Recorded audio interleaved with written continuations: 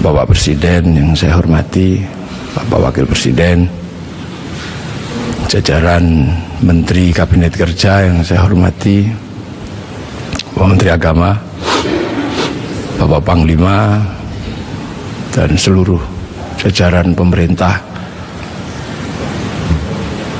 Republik Indonesia, tamu undangan, para alim, para ulama yang berbahagia. Alhamdulillah, kita ini diberi kesempatan oleh Allah untuk bersama-sama berkumpul memperingati kelahiran Nabi kita, Nabi besar Muhammad Sallallahu Alaihi Wasallam, sebagai sebuah upaya untuk mengingat bahwa alhamdulillah kita ini menjadi manusia yang bisa menemukan seorang Nabi. Ada Nabi yang orang-orang tidak bisa menemukannya. Nah, kita ini di negeri yang sangat jauh masih menemukan seorang Nabi. Afrika tidak lebih jauh dari Arab, Eropa tidak lebih jauh dari Arab. Tapi kita sejauh ini alhamdulillah masih kebagian agama Allah Subhanahu wa ta'ala. Indonesia ini sudah tempat yang sangat jauh. Naik pesawat ke Makkah ini sudah 9 jam. Nah, kita masih kebagian. Maka kita bersyukur kita masih kebagian, walaupun bagiannya ada yang tidak terlalu banyak. Al-Quran 30 juz, sampai di sini ada yang cuman kebagian Yasin. Alhamdulillah. Ada yang cuman kebagian Kulhu, alhamdulillah. Ada yang cuman kebagian Bismillahirrahmanirrahim, alhamdulillah. Kita syukuri. Sholat demikian banyak diajarkan Rasulullah, alhamdulillah kita masih kebagian. Walaupun ada yang cuman kebagian setahun sekali hari raya, walaupun ada yang cuman kebagian seminggu sekali Jumatan, bahkan ada yang senengnya baru maghrib tok, alhamdulillah. Hadis demikian banyak, alhamdulillah kita masih kebagian. Walaupun hanya ada yang kebagian satu, dan yang satu kebagian kullu bid'atin dholalah wa kullu dholalatin finnar, yang satu kebagian innamal a'malu bin niat. Alhamdulillah. Doa yang sebegitu banyak, alhamdulillah kita masih kebagian. Walaupun hanya 2, ada yang kebagian doa makan sama doa ke kamar mandi. Ini alhamdulillah. Ini tidak lain dan tidak bukan karena Rasulullah oleh Allah ditakdirkan untuk menjadi nabi yang paling terakhir.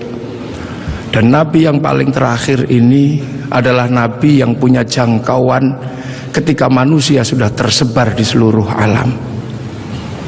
Nabi Adam menjadi nabi mengurus satu keluarga, itu saja ribetnya sudah luar biasa antara Habil sama Qabil. Nabi Nuh menjadi nabi, jangkauannya satu kaum, itu aja ribetnya udah luar biasa.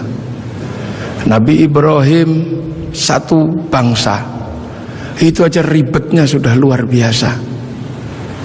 Makanya dibekali oleh Allah mukjizat-mukjizat yang luar biasa. Nabi Musa, nabi yang ngurus satu negara Mesir, itu saja Allah membekali Nabi Musa dengan bekal-bekal yang luar biasa. Punya tangan masuk saku keluar jadi listrik, punya tongkat dilemparkan bisa jadi naga, punya tongkat dipukulkan ke laut menjadi jalan tol.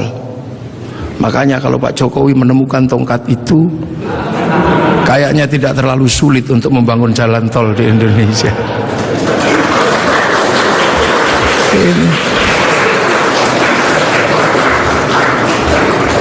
Nabi-nabi Allah diutus, ada Nabi Daud diutus mengurusi satu negara, tapi punya kemampuan yang luar biasa. Tangan masuk tanah keluar menjadi logam, bisa dijadikan pedang, bisa juga dijadikan baju. Nabi Sulaiman jangkauannya satu negara, kelebihannya luar biasa.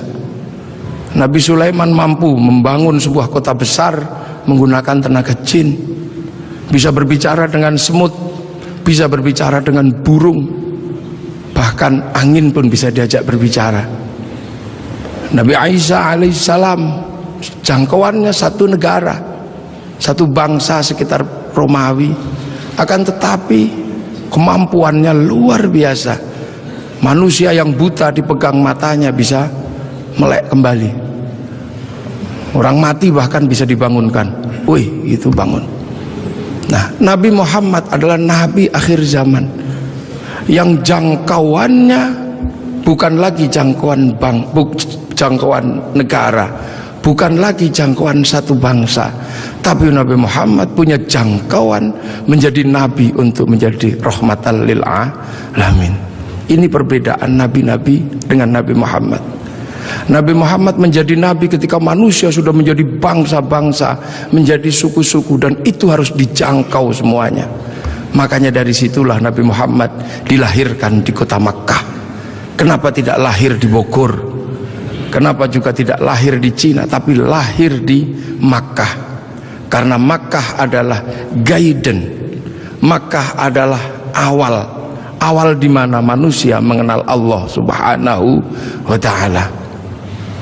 Karena di Makkah ada monumen paling tua di muka bumi yang Allah sebut sebagai inna awwala baiti wudi'a lin-nasi lalladzi bi Bakkah mubarakah wa hudal lil alamin.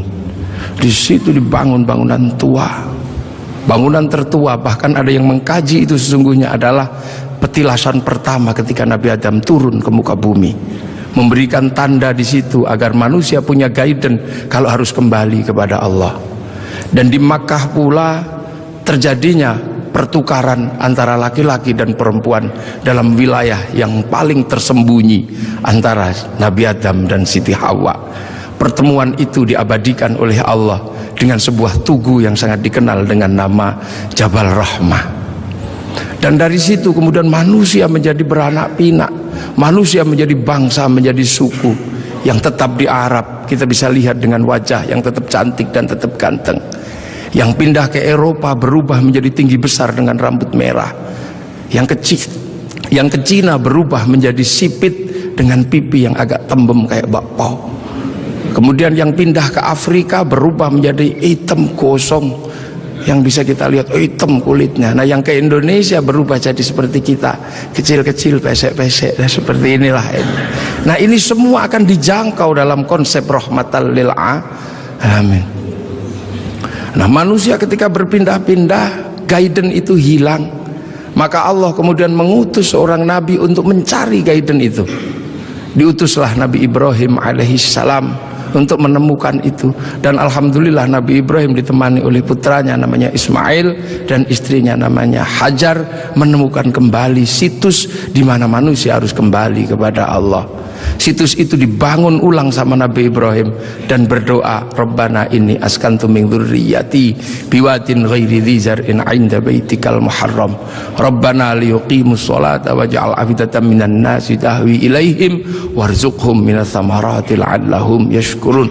Maka karena Nabi Ibrahim menemukan guidance itu, Nabi Ibrahim menjadi orang yang paling terkenal di muka bumi dengan nama yang berbeda-beda. Ada yang menyebut Ibrahim, ada yang menyebut Abraham, bahkan ada yang menyebut sebagai Brahma. Walaupun ini butuh penelitian yang sangat luar biasa mendalam. Kenapa?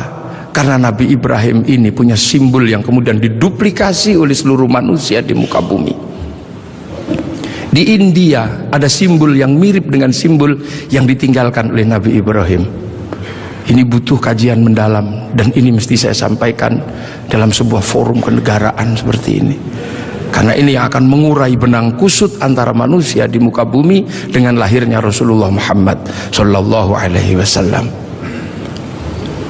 Umat Islam mengenal Ka'bah, sebuah batu dengan tengah yang tidak ada isinya apa-apa, kosong. Di India ada bangunan yang sama, batu dengan isi yang tidak ada isinya di tengah, namanya stupa. Di Islam ada namanya Jabal Rahmah, sebuah tugu batu. Kemudian di India dikenal ada yang namanya Lingayoni. Ada air yang namanya Zam-Zam. Kemudian ada air yang bernama Gangga Yamuna. Ada perjalanan suci dengan kain selempang. Di sini ada berwarna putih, di sana ada berwarna kuning. Selesai perjalanan suci, ada urusan yang sama terkait dengan urusan rambut. Yang di sini tahallul, yang di sana digundul. Selesai perjalanan suci itu semuanya ada darah. Yang di sini ada kurban, yang di sana ada gadri. Dan kalau sudah bersujud, meninggalkan hitam 2, yang di sini 2, yang di sana 8. Ini butuh kajian yang sangat mendalam, bahwa ini adalah awal dari yang namanya millata Ibrahim. Kemudian guidance itu bergeser karena Nabi Ibrahim meninggal, diteruskan oleh 2 putranya, yang satu bernama Ismail, yang satu bernama Ishak. Dan guidance itu berubah ketika Ishak punya anak yang namanya Yakub atau Israel, yang punya anak 12 yang kemudian dikenal dengan nama Bani Israel. Dan Bani Israel mampu membangun sebuah guidance baru karena dikasih kitab Injil dan dikasih kitab Taurat. Yang dikasih kitab Taurat bahkan sampai hari ini masih menjadi bagian besar dari umat manusia di dunia, dengan agama besarnya yang namanya Yahudi. Yang dikasih kitab Injil masih menjadi bagian besar dari agama di dunia ini, yang dikenal dengan nama Nasrani. Punya pusat kota besar namanya Vatikan, dan di sini punya pengikut yang sering dikenal dengan nama Paus Romo. Guidance ini bergeser. Akan tetapi kemudian Allah menunjukkan kembali, ini harus dikembalikan kepada guidance awal, kepada jalur awal. Maka kemudian dilahirkanlah Rasulullah di kota Makkah. Makkah adalah kunci di mana harus dikembalikan kembali manusia kepada Allah. Itulah kenapa kemudian Rasulullah lahir di kota Makkah.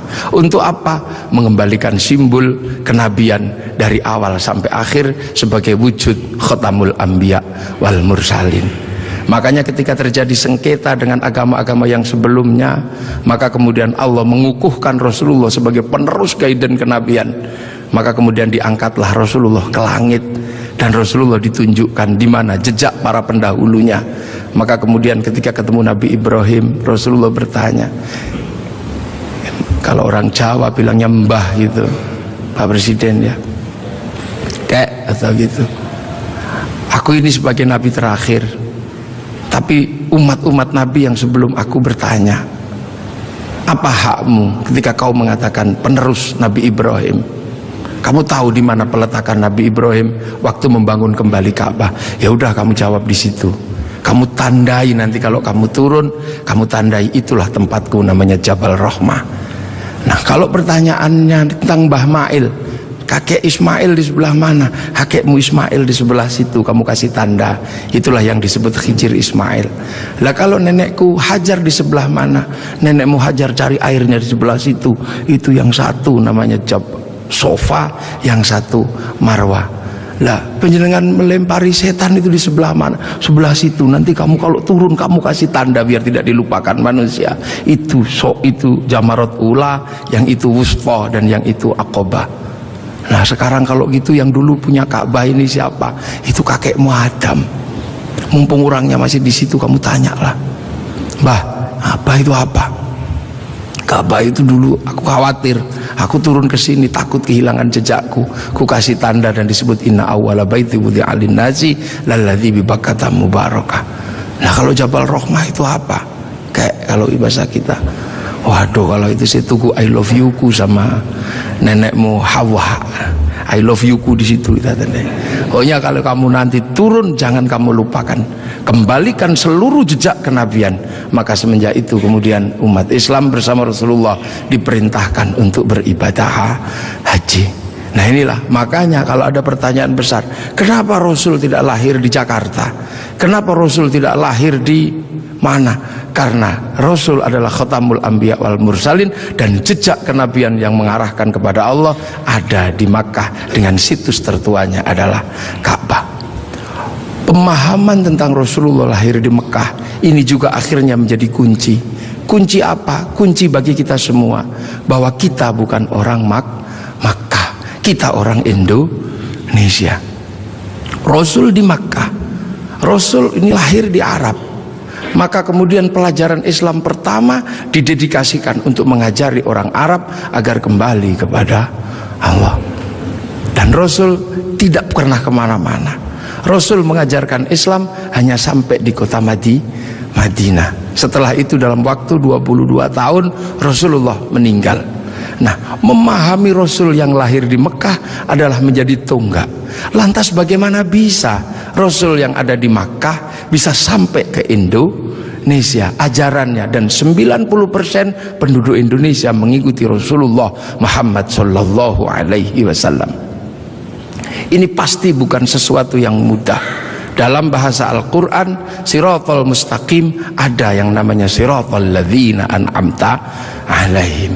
Dan inilah yang membuat kemudian kita dengan peringatan Maulid akan ada sesuatu yang bisa sangat menjadi refleksi dasar antara Makkah sama Madinah, antara punya sejarah yang sangat panjang, dan itu bukan datang dengan tiba-tiba. Rasulullah di sana mengajarkan orang-orang sana dengan gaya di sana. Rasulullah sangat terkenal ketika mengajarkan Islam. Rasul bukanlah orang yang keras, Rasul juga bukan orang yang membabi buta. Rasul dijelaskan, anitum harisun alaikum bil mu'minina raufur rahim. Rasul begitu berharap bagaimana umat ini kembali kepada Allah. Maka Rasul punya sistem pembelajaran kepada umatnya dengan cara yang berbeda-beda, dengan cara yang sederhana. Ada yang pinter kelasnya Sayyidina Ali, diajarkan dengan cara standar orang pinter. Ya Ali, kamu sholat. Ali, iya ya Rasul. Yang khusyuk, ya. Nanti kalau kamu khusyuk, kamu akan saya kasih serbanku yang hijau atau yang merah, terserah kamu pilih yang mana. Sayyidina Ali sholat, selesai sholat langsung menyatakan, yang hijau ya Rasulullah. Pasti kamu gak khusyuk karena kamu menginginkan yang hijau. Ulangi lagi, dan begitu seterusnya sampai akhirnya Sayyidina Ali ketika sholat dipanah kakinya tidak kerasa. Setelah itu Rasulullah mengimami sholat orang-orang dengan kelas-kelas kayak Sayyidina Ali. Tapi bagi kelas yang kedua menjadi masalah. Kelas pertama ketika Rasulullah sholat, di belakangnya langsung sama-sama mengikuti Rasulullah dhahiran wa batinan, dengan badan dan dengan hati. Tapi yang belakang bermasalah karena mereka punya kebiasaan ratusan tahun bahkan ribuan tahun menyembah berhala. Ada wujudnya dan ada namanya serta bentuknya beda-beda. Maka Rasul ditanya, bagaimana ya Rasul yang belakang tidak bisa? Maka Rasul minta sama Allah, ya Allah, yang depan bisa, yang belakang tidak bisa. Ya sudah, akhirnya diajari sama Allah. Allah cukup mengajarkan, u'budullaha ka'annaka tarahu fa illam takun tarahu fa innahu yaraka. Beribadahlah engkau kepada Allah seolah-olah engkau lihat Allah. Tapi kalau kau nggak lihat Allah, yakin Allah lihat engkau. Maka kemudian para sahabat yang di belakang, yang tidak sekelas Sayyidina Ali, ketika sholat cuma Allahu Akbar, matanya tidak boleh terpejam. Karena apa? Harus mencari Allah. Ka'annaka tarahu, seperti engkau melihat Allah. Maka dilihat kemana. Akhirnya tidak terlalu susah yang di belakang bisa lihat di sini. Tapi ketika engkau lihat kemanapun Allah kamu gak lihat, kamu cukup yakin bahwa kamu sedang dilihat oleh Allah. Maka sholat menjadi mudah bagi orang yang tidak sekelas Sayyidina Ali. Sholat boleh melihat apa saja, bahkan boleh mendengarkan suara bakso, bahkan boleh melihat sarung yang bolong. Tapi tidak boleh, karena harus ingat bahwa sedang dilihat Allah, maka tidak boleh pesen bakso rong mangkok, itu tidak boleh, 2 mangkok tidak boleh. Nah akhirnya yang depan yang pinter bisa sholat, yang belakang bisa sholat. Bahkan ketika Rasulullah menghadapi para sahabat yang berbeda, Rasulullah lagi ngajar ngaji, tiba-tiba dari belakang ada yang teriak, mat, mat, mat. Ini sesuatu yang tidak lazim waktu itu. Karena apa? Semua dilarang menyebut Rasulullah dengan sebutan mat atau Muhammad. La taj'alu du'a ar-rasuli bainakum ka du'a'i ba'dikum ba'dha. Akan tetapi ada sahabat, mat, mat. Sahabat Umar sudah marah, ini orang dari mana, nggak punya sopan santun sama sekali. Rasulullah cuma bilang, udah paling dia dari kampung, suruh masuk, suruh masuk. Akhirnya begitu suruh masuk ke dalam masjid, bukannya apa-apa, bilang, mat, apa, aku pengen kencing. Ya sudah kencing lah, Disuruh cari toilet, ternyata nggak cari toilet, malah kencing di dalam masjid. Sayyidina Umar sudah nggak tahan melihat kelakuan seperti ini, maka kemudian tariklah pedang Sayyidina Umar, mau dipenggal ini kepalanya. Rasulullah cuma mengatakan, Umar jangan, begini-begini juga umatku, ini datang dari kampung yang sangat jauh, di kampungnya memang terbiasa kalau kencing sembarangan, ada bantrek juga dikencingi, ada selokan dikencingi, gini-gini juga umatku, gini-gini juga santriku, tapi ini santri dari Bogor. Ibaratnya begitu. Dan itu akhirnya diabadikan oleh Allah. Wajah amin aqsal Madinah, datang seorang dari pelosok. Kalau Allah sudah menggunakan bahasa aqsa, itu artinya adalah jauh, yang sangat jauh. Kalau dalam bahasanya Bapak Presiden namanya Jabal Kat, tidak tahu entah di mana. Kalau jauh gitu aja bait. Rasulullah yang diopeni macem-macem. Ada yang senengannya tidur di masjid, tapi ibadahnya bolong-bolong. Kalau Rasulullah datang, dia langsung bangun pertama kali, salaman, cup, tidur lagi. Ini ada di zaman Rasulullah. Kemudian setelah Rasulullah selesai sholat, Rasulullah digandoli, Pak Presiden, digandoli gini. Kemudian bertanya, ya Rasul, apa? Kapan kiamat itu? Kamu tuh jangan tanya kiamat, kayak kiamat itu pakai ibadah, pakai bekal. Kamu tak lihat cuman tidur tok, suluman salaman. Bekalmu apa? Bekalku bukan itu ya Rasul. Kenapa? Cinta sama engkau ya Rasul. Cinta tok, nggak jalanin? Enggak ya Rasul. Cinta kan tidak harus memiliki ya Rasul. Akhirnya ya sudah, kalau kau cinta aku. Rasul pergi. Ketika Rasul pergi, digandoli lagi. Ya Rasul, ada apa lagi? Aku sudah jujur sama engkau ya Rasul. Ada apa? Aku kan cinta sama engkau. Engkau cinta sama aku nggak ya Rasul? Ya iya, wong kamu cinta sama aku ya cinta sama engkau. Nah kalau gitu ceritanya, Rasul kan kalau cinta sama aku ini yang penting. Orang cinta kan nggak mungkin tega meninggalkan kekasihnya di neraka. Makanya Rasul pasti nggak tega besok kalau cinta sama aku meninggalkan aku di neraka. Iya, nanti kamu tak ajak ke surga. Man ahabbani kana ma'i fil jannah. Asbabul wurudnya hadis itu adalah itu. Kemudian saking senengnya dia lari, yes gitu, lari. Begitu dia lari, Sayyidina Abu Bakar datang tergopoh-gopoh. Ya Rasul, bener nggak yang tadi itu cinta tok masuk surga? Iya ya Abu Bakar, cinta tok ya Rasul. Iya. Maka Sayyidina Abu Bakar, dia cinta tok akan dibawa Rasul ke surga. Kayaknya aku lebih mungkin ini, anak tak kasihkan, unta tak kasihkan, kayaknya aku ini lebih mungkin. Sayyidina Abu Bakar langsung joget ini, iya, muter sampai jubahnya terangkat. Inilah yang akhirnya jadi manhaj torekohnya Sayyid Jalaluddin Rumi, yang dikenal dengan torekoh Maulawiyah, yang sekarang dikenal dengan nama Tahrisu Sufi. Bahkan Rasulullah pernah satu ketika Makkah geger gara-gara ada apa? Ada orang tawaf dari kampung, saking bodohnya dia tawaf cuma dengan satu kalimat, ya Karim, ya Karim, ya Karim, ya Karim, ya Karim, ya Karim. Sahabat bingung, ya Rasul, kayaknya ada aliran sesat ya Rasul. Sesat bagaimana? Ini ada orang dari pagi tawaf cuman ya Karim, ya Karim. Maka Rasulullah mengikuti, ini bener nggak? Ada beneran. Diikuti Rasulullah dari belakang, ada ya Karim, ya Karim. Lama-lama Rasul mengikuti orang ini, ya Karim, ya Karim, ya Karim. Kenapa? Rasul nggak tahan, ngikuti juga, ya Karim, ya Karim. Orang ini marah, dan siapa di belakangku yang berani menirukan aku? Awas, tak banting orang ini nanti. Aku pukul. Ternyata apa? Orang ini nggak tahan, akhirnya balik ke belakang. Rasul dipegang, dipiting begini. Kamu ya yang menirukan aku, ya Karim, ya Karim ya. Awas kamu, tak adukan sama nabiku, tak adukan sama kekasihku kamu. Rasul merasa Nabi bertanya, Mas atau Bang, terus nabimu siapa? Nabiku Muhammad. Muhammad siapa? Muhammad ibn Abdillah. Kamu pernah ketemu? Belum. Nanti kamu tak banting di sana. Begitu dia bilang, dia menyatakan bahwa dia adalah apa? Umat Rasulullah. Rasulullah sematek, ya Allah, tak kira umat siapa, ternyata ini umatku juga. Rasul sedih dan terharu, Rasul menangis. Sedih Rasul, ya Allah, ada umat yang begitu cinta tapi nggak pernah ketemu sama aku. Maka begitu lihat Rasul menangis, orang ini semakin bersemangat. Nah, gitu aja nangis. Tadi nirukan ya Karim, ya Karim. Akhirnya apa? Ya Allah, Rasul menangis, aras berguncang. Kemudian malaikat Jibril turun, ya Muhammad, kenapa engkau menang? Dibanting orang ini kamu. Enggak ya Jibril, jangan salah paham. Orang ini tadi tawaf ya Karim menggemparkan masyarakatku. Aku ikuti, ternyata benar ada dan aku nggak kuat, aku tirukan. Dia marah dan inilah kejadiannya. Aku dibanting sama dia dan aku mau dibilang sama nabinya, sama kekasihnya. Lah aku tanya, nabimu siapa? Muhammad. Muhammad kan aku sendiri, Bril. Berarti ini umatku. Aku terharu, sakit, Bril. Sakitnya tuh di sini. Ibaratnya orang ini.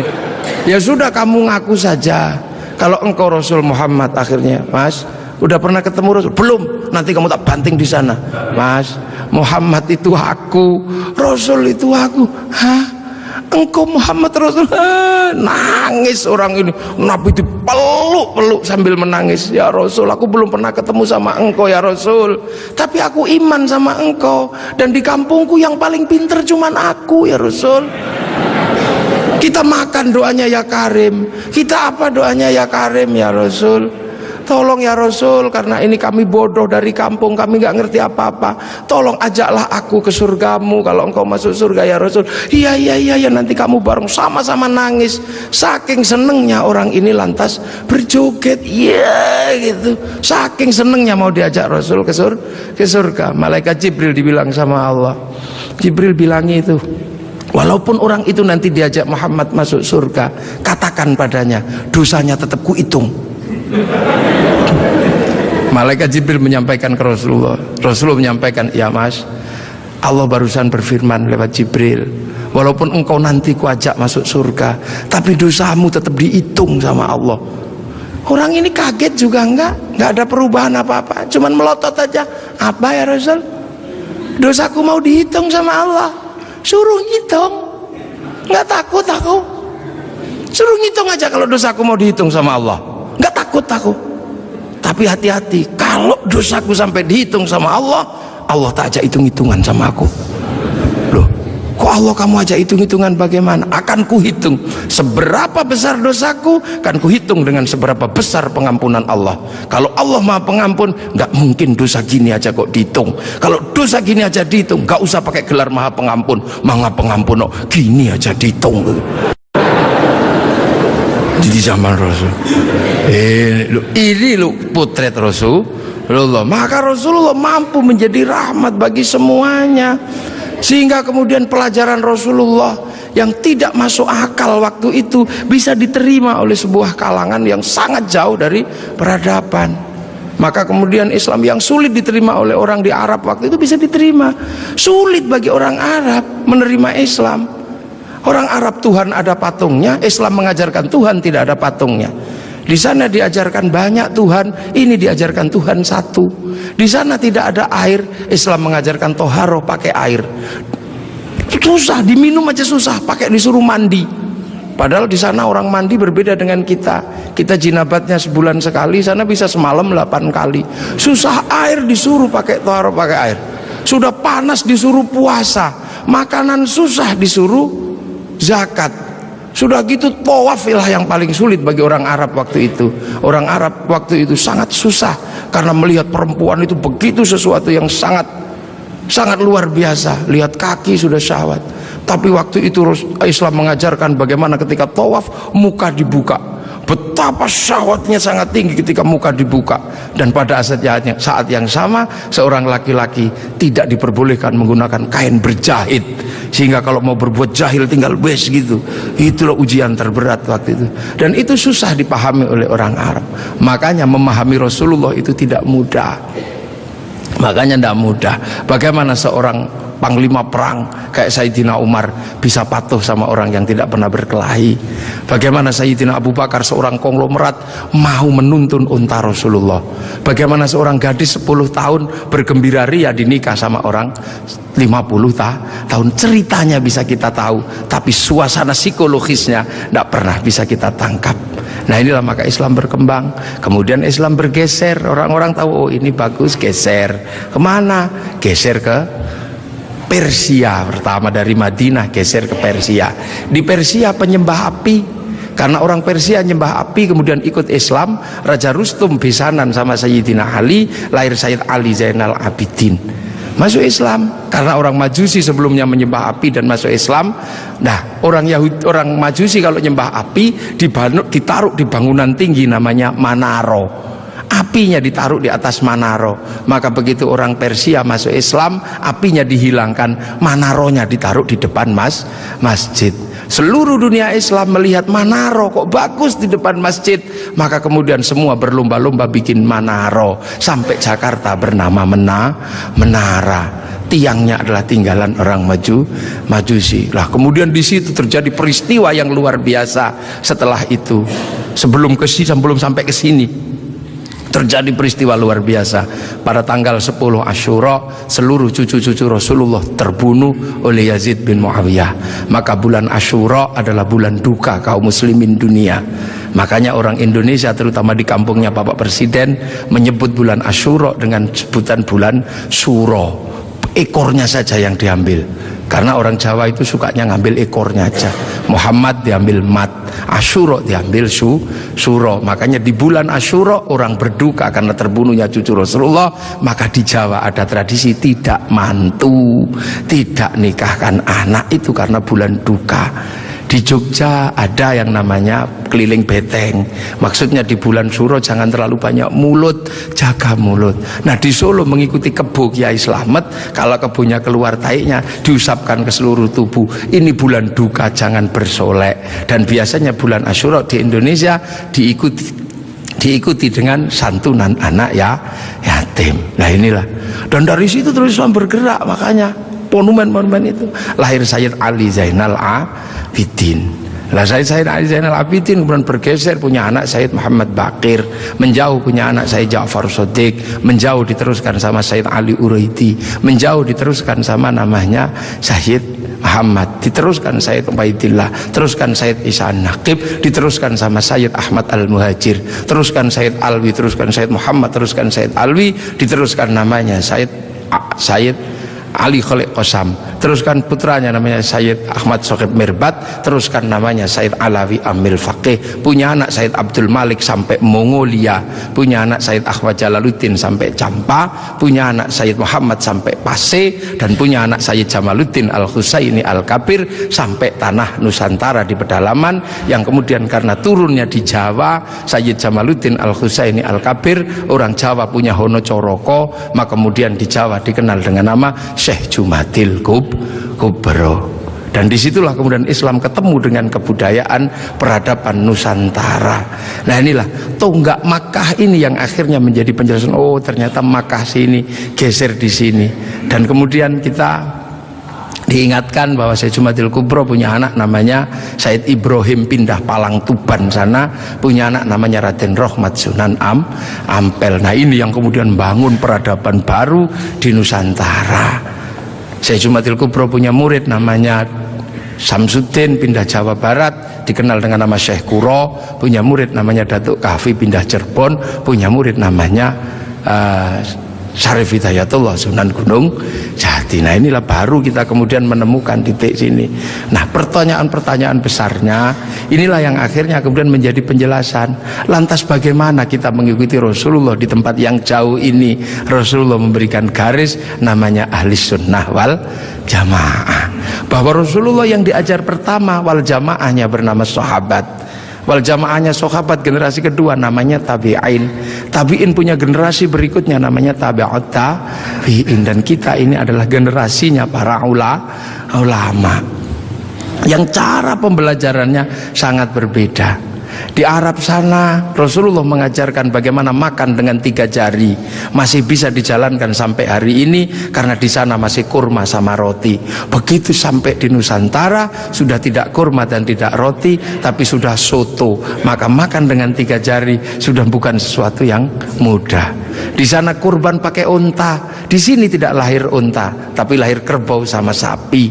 Karena terlahir kerbau sama sapi, maka jangan memaksakan diri kurban pakai unta, nanti ditangkap oleh polisi karena nyuri untanya Kebun Raya Bogor. Ini Di sana masih bisa pakai jenggot dengan utuh, tapi di sini rasnya adalah ras Mongoloid, sudah tidak punya jenggot. Inilah maka ulama-ulama awal yang datang ke sini tidak pernah ribut masalah simbol-simbol yang tidak bisa dilakukan oleh orang Indonesia. Nah, sekarang ini tugas pemerintah karena banyak orang yang kemudian lupa kedudukan itu, kemudian memaksakan menjadi orang dipaksa langsung ikut seperti Rasulullah. Nah, ini yang harus kita pahami, bahwa kita ini berkedudukan sangat jauh. Quran saja berbeda-beda ketika mengajarkan.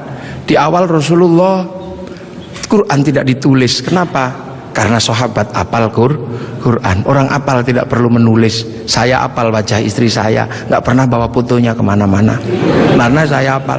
Makanya ibu-ibu yang fotonya dibawa kemana-mana jangan seneng dulu, jangan-jangan karena belum apal. Lalu kemudian setelah Rasulullah meninggal, sahabat nulis Quran, nulis Quran sahabat. Untuk apa? Untuk tabiin yang tidak ketemu Rasulullah. Tiba-tiba generasi sahabat meninggal, tabiin mengajar bawahnya. Qurannya sahabat terlalu pinter, cuman lungkik-lungkik kayak cacing gitu aja.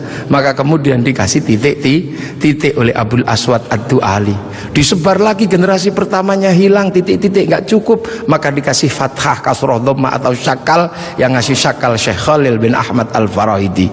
Disebar lagi, yang baca Quran karena Islam rahmatan lil alamin bukan lagi orang Arab semata. Orang Andalusia baca Quran wadduha, keliru menjadi wadduhe. Ini. Nah, orang Turki mustaqim, mustaqin. Masuk ke Indonesia dibaca oleh orang Padang lakanud, keluarnya lakanui. Karena orang Padang kalau bilang Muhammad Mahamme. Orang Sunda ketika baca alladzina sebagian besar keluarnya alladzina. Begitu masuk ke Jawa ketemu dengan huruf hono coroko. Alhamdu karena punyanya ko gak punya huruf ha, maka alhamdu menjadi alkamdu, al-fatihah menjadi al-fatihah. Ini itu.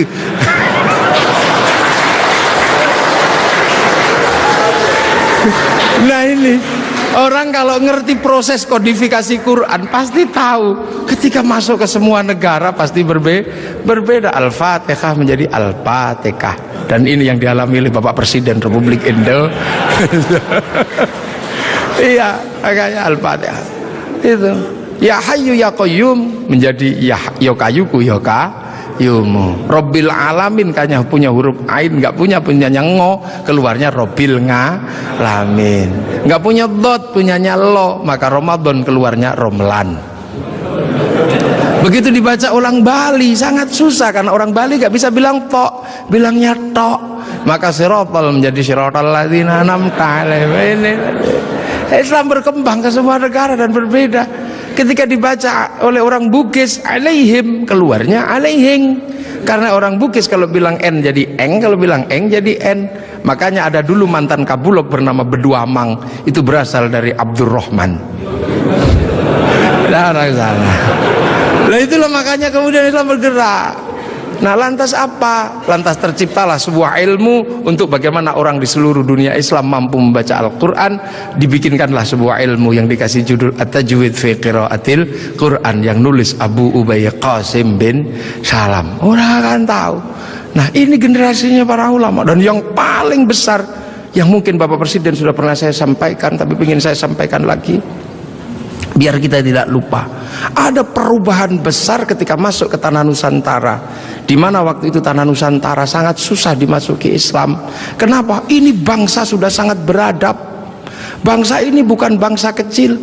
Tahun 1222 ke atas sebelum tahun 1300 sudah mampu menaklukkan Mongol yang menaklukkan Eropa, menaklukkan Arab, mampu ditaklukkan oleh kekuatan Nusantara yang namanya Singasari. Makanya hal itu bisa kita lihat betapa kita bangsa punya tinggalan-tinggalan yang luar biasa. Orang Arab punya alat musik yang namanya terbang, terbuat dari kayu dan kulit. Orang Eropa punya alat musik yang namanya gitar, terbuat dari kayu dan tali. Tapi orang Nusantara salah satu alat musiknya adalah gamelan, terbuat dari logam. Hanya bangsa yang menguasai ilmu pertambangan yang maju dan penguasaan metalurgi yang mapan mampu membuat alat musik dari logam. Dalam cerita-cerita besar, kita juga punya cerita besar yang sama. Orang Eropa punya cerita tentang Cinderella, kita punya cerita bawang putih, bawang merah. Orang Eropa punya Samson, orang Arab punya Sam'on, kita punya Bandung Bondowoso, kita punya Sangkuriang, kita punya si pahit lidah. Orang Sanya punya cerita Romeo Juliet, orang Arab punya cerita yang namanya Laila Majnun, kita punya cerita Andi-Andi Lumut, kita punya cerita, banyak sekali cerita cinta di Indonesia. Sana punya cerita namanya Kura-Kura Ninja, kita punya cerita Kancil Nyuriti. Sama saja, apa bedanya? Bahasa-bahasa kita juga bahasa-bahasa yang tidak bisa direndahkan.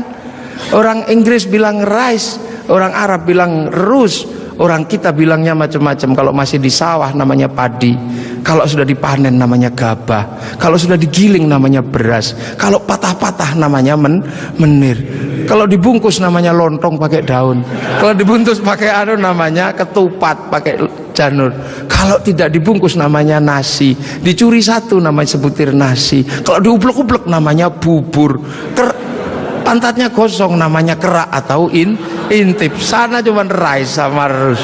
Ini yang kita tidak boleh malu menjadi bangsa Indonesia. Semua yang kita miliki sama. Ini menandakan bahwa kita pernah menjadi sebuah bangsa yang besar, berkasta-kasta, berbeda-beda.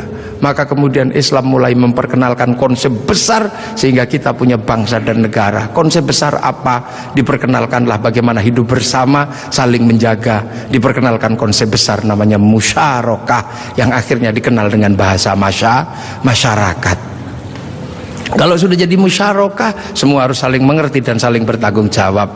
Maka diajarkanlah menggunakan kalimat Rasulullah, kullukum ra'in wa kullukum mas'ulun an ra'iyati. Raja dan hamba dihilangkan, diganti dengan ra'iyah, yang diserap ke bahasa Indonesia menjadi rakyat. Dan satu-satunya bangsa Islam di dunia yang mampu mengadaptasi kalimat ra'iyah menjadi rakyat hanya ulama-ulama Indonesia. Hanya ulama Indonesia. Nah, kenapa? Karena kita ini pilihannya berbeda. Pilihan bangsa yang disebut waja'alnakum syu'uban wa qabaila, disinilah tempatnya. Arab tidak ditemukan bangsa yang berbeda, mereka satu bangsa. Eropa satu bangsa, Arab satu bangsa dipikul puluhan negara, Eropa satu bangsa dipikul puluhan negara. Tapi disinilah ada satu-satunya tempat puluhan bangsa bisa dipikul oleh satu negara, Kesatuan Republik Indonesia. Makanya harus disatukan. Tidak ada lagi raja hamba, yang adalah ra'iyah. Kalau sudah ra'iyah, tidak boleh lagi menyebut kafir. Kenapa? Karena kafir adalah orang yang menentang Allah dan memusuhi kaum muslimin. Kalau sudah hidup bersama namanya dhimmi. Kalau sudah saling bertanggung jawab namanya ra'iyah. Maka ketika para ulama sudah menyebut kita dengan sebutan rakyat, jangan lagi kau turunkan derajat ra'iyah menjadi derajat kafir. Maka tidak ada lagi kata kafir di Indonesia, karena sudah ra'iyah atau rakyat. Ini kenapa para ulama sepuh tidak ada yang menyebut kafir.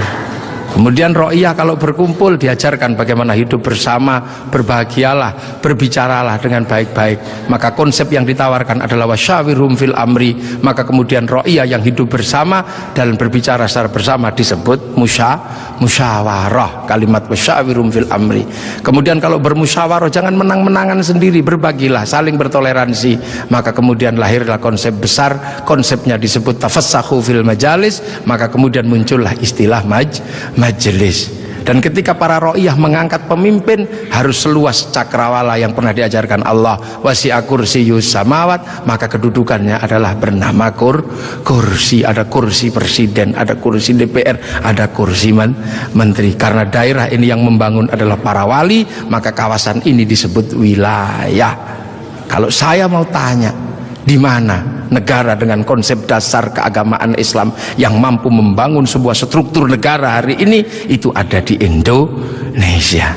Maka jangan kau sebut negeri ini negeri tauhid, karena ra'iyah, musyawarah, termasuk kursiyun, termasuk majelis, termasuk wilayah, bukan menjadi bahasa orang nongkrong, tapi ini adalah bahasa resmi negara yang tertuang dalam Undang-Undang Dasar Negara Republik Indonesia tahun 1945. Dan inilah yang membuat kita, makanya insya Allah kita ini akhirnya alhamdulillah kita akhirnya tahu, oh ternyata kita ini pengikut Rasulullah, tapi bukan pada pangkat sahabat, bukan pun pada pangkat tabiin, tapi kita pengikut Rasulullah pada pangkat muridnya para ulama.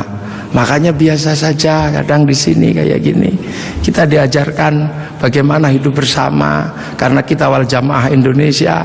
Makanya Bapak Presiden waktu kecil pasti dengar orang di Jawa sana kalau sholat zuhur mestinya 11:30 Pak Pratik ya, itu bisa mundur sampai 1:30. Kenapa? Karena jamaahnya masih ada di sawah.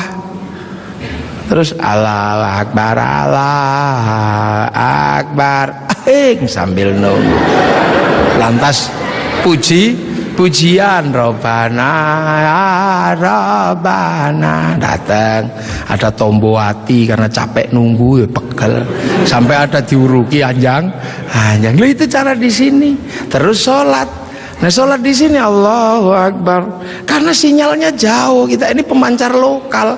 Biasa sinyalnya suka hilang kan. Allah, ada bakso gitu, ding ding, sinyalnya hilang. Bakso gitu. Nah inilah Indonesia.